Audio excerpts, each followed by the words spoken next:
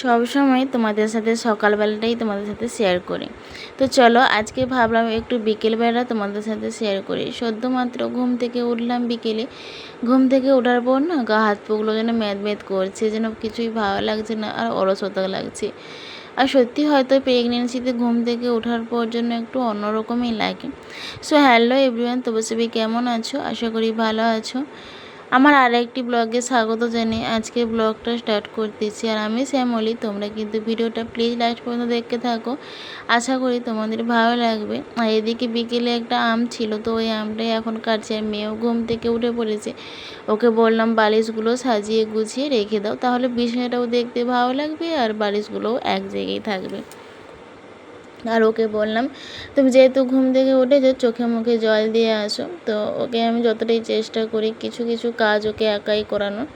তারপরে ও যখন বিরক্ত হয়ে যায় না, তখন আমি নিজেকেও ভাবি যে ও কতটাও বা এমন বড় হয়েছে যে ও নিজের কাজটা নিজে করবে। মাঝে মধ্যে ভাবি, এটা ভাবতে ভাবতে না সময় কেটে যায়। আর ভাবি যে আমার বেবি হয়ে গেলে, সেকেন্ড বেবি যখন হয়ে যাবে, তখন আমি কি করব, দুজনকে কি করে সামলাবো, এটাই না আমি সারাক্ষণ মনের ভিতরে ভাবতে থাকি। জানি না কি আছে পরবর্তীতে, ভবিষ্যতে কি আছে সেটাই ভাবি।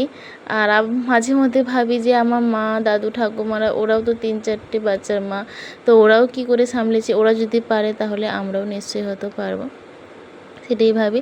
আর এই আমটা কিন্তু অনেকটাই নষ্ট হয়ে গিয়েছিলো, তো ভাবছিলাম সন্ধ্যাবেলা কাটবো, তারপর না ভাবলাম এখনই কেটে দিই।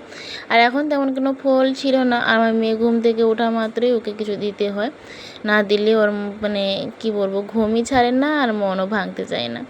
আর এদিকে সন্ধ্যাবেলা একটু সিমাই বানিয়েছি, আর এই সিমাইটা খেতে কিন্তু আমার বড্ড ভালো লাগে। এটা হচ্ছে লাচ্ছা সিমাই।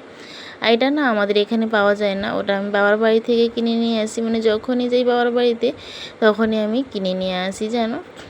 আমার এটা খেতে খুব ভালো লাগে, যখনই যাই 4-5টা করে কিনে নিয়ে আসি। এদিকে মেয়েকে পড়াচ্ছিলাম, আর আমার মেয়ের কয়েকদিন পরেই পরীক্ষা।